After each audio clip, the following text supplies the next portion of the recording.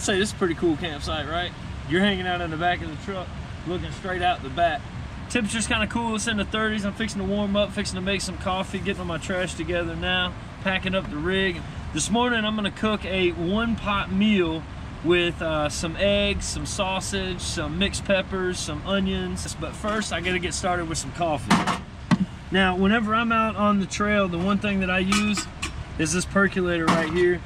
One thing I like about this particular percolator, opposed to some of the others, is how flat it packs down. So I can put, you know, stuff over the top of it. I still keep it in its original box. The little glass piece just kind of sits down in there, and then whenever you're ready to use it, you screw it on there. Now, I don't necessarily use fancy coffee. I just use Folgers coffee. And what I do is I fill this up with water, and I get about 2.5 of this regular spoon amount in there, throw it in, presto, we're good to go. You know, fancy coffee's all the rage, man, but hey, check it out. Folgers is what's in my cup. You know, it's cheap, tastes good, gets the job done. Now, if you mess with these coffee grounds inside of the percolator, they'll drop out. So just kind of even them out. Take this little piece out, even them out outside the percolator. If not, the grounds will be in your water. The second order of business this morning is my cast iron is still dirty from last night's meal. So all I'm gonna do is I'm just gonna kind of scrape this out. I'll take this, throw it away, man. Don't leave it out here, because if you leave it out here as human food, it's gonna attract animals. People camp out here, that's an issue. Also, a lot of people would say that the human food would make the animals sick. So take some of this ground sausage though, just a little bit of it, not all of it, probably about half that. This was a pound worth of sausage, so that's probably a 1/4 pound of sausage. And again, the Coleman has no temperature control as far as the flame goes, so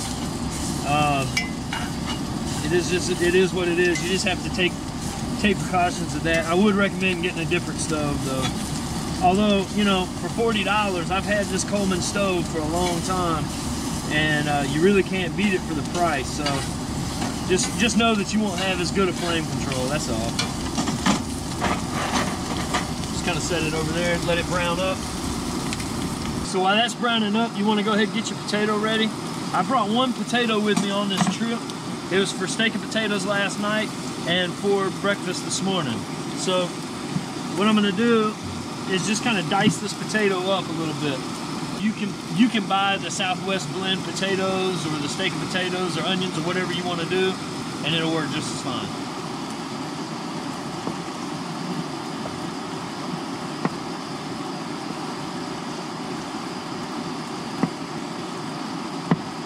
Cut the potatoes up however you want them to. If you like them shredded, then do them shredded, that's fine. My recommendation would be though to bring shredded potatoes with you rather than trying to shred them here. But there again, I don't know how you're gonna keep those from going stale, so you know, it's up to you, however you wanna do it. I like this because it's quick and easy. But like if you wanted to use these little slices, you could too.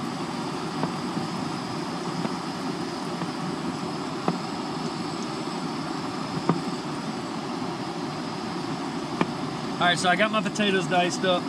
Now I'm gonna take some butter. Just a little bit of butter. Just enough to melt down in the pot so that way it fries up the potatoes. Take the peppers, go ahead and put those in there with your onions. I just got an onion and pepper mix from Walmart. Nothing major. You can cut your own onions and peppers if you want to. It's gonna taste a lot better for sure. But what I will tell you is trying to carry all that stuff out here and slice it up and do all that is kind of a pain. So that's the reason that I bought it pre-packaged there. Now get those all in that butter that you just put down in there. Also, it's cooking in the sausage fat too, so it's gonna have a real nice flavor to it. What I'm gonna do is just take my spatula. This is where having a metal spatula comes in handy.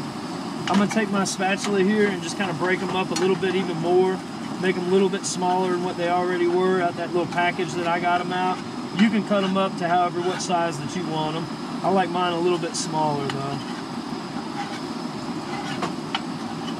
Man, years ago, I tell you, I used to only eat chicken tenders. Like, that was it. like chicken tenders, chicken sandwiches. I had a roommate one time told my mom, he said, you know, you could get him to eat any kind of craziness in the world as long as you put it on a sandwich, because I did. That's all I ate. So I've really broadened my horizons as I've gotten older as far as this food deal goes. The way that I learned how to cook, I actually used to work at Waffle House, and for those from the South know, Waffle House is off the chain. If you don't know Waffle House, you need to know Waffle House. And I got all the sausage over here to the left, and the reason is because I don't want to burn it. What I do want to do is get my peppers nice and caramelized, my onions nice and caramelized, so that way they have a good flavor to them.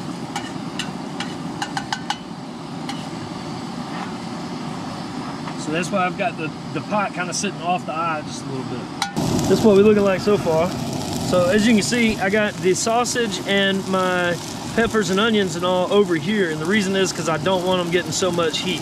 These potatoes are going to take a little while to cook up, so you want them getting the brunt of the heat.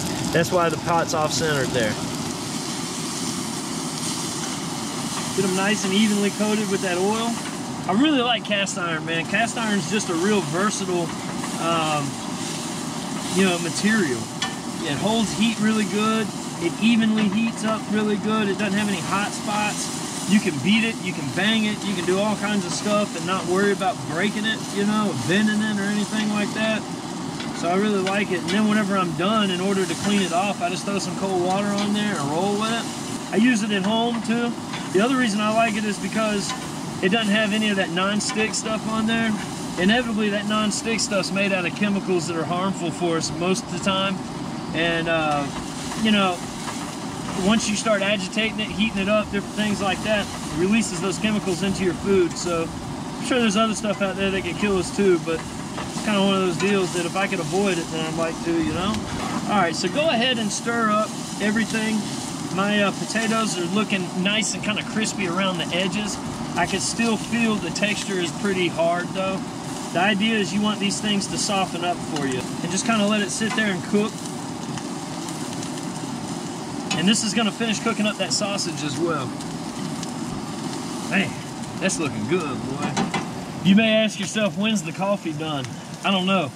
After it's, you know, nice and brown as I see it through the little glass piece here, and after it's been bubbling up there for a while, I just take it off. I don't really know a time. It's more so of just kind of watching it and figuring it's done, you know? And these potatoes and peppers and all are looking really nice.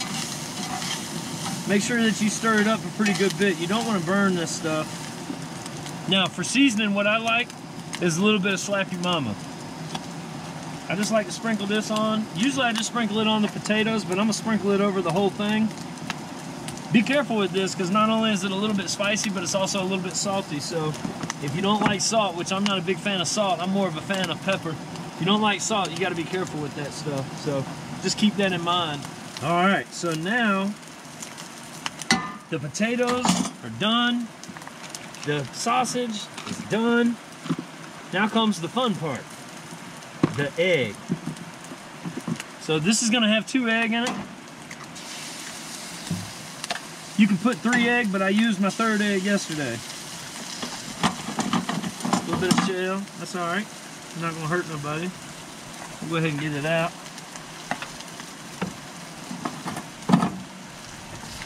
And then what you do is you just stir it around, man. It's almost like a casserole of some sort, you know?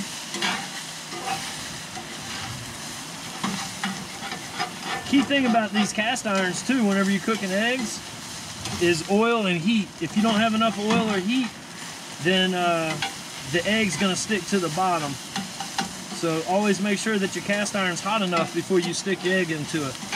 Keeping up with the casserole. I'm gonna put it just like that. I'm gonna turn off my heat. And I'm gonna put the final touch on there. Sharp cheddar cheese. None of that plastic cheese, please. Just like that. And we're good to go. I can't wait to have some of that, man. All right, so we're about to take the first bite into this little breakfast casserole here that I made. And man, That looks good. Ooh, look at that. Huh? Yeah. Let's see how it tastes.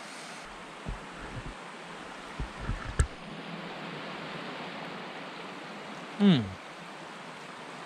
That's good. Yeah. Just the right amount of slap your mama on there too. Just the right amount of firmness on those potatoes. Really good stuff. Only bad thing is, I'm starting to see rain droplets. There's a storm moving in over there. That means I'm gonna have to get off the trail here soon. I just don't like driving on those roads when they're all nasty. Tears up the roads, you know?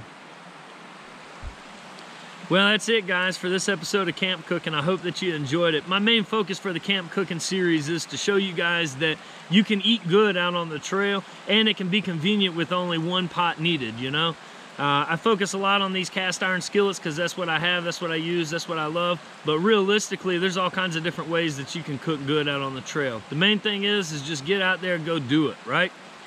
I hope that you liked it. Make sure that if you did like it, tell your friends, like, share, subscribe, do all that good stuff. If you didn't like it, tell me why you didn't like it. Till next time, peace.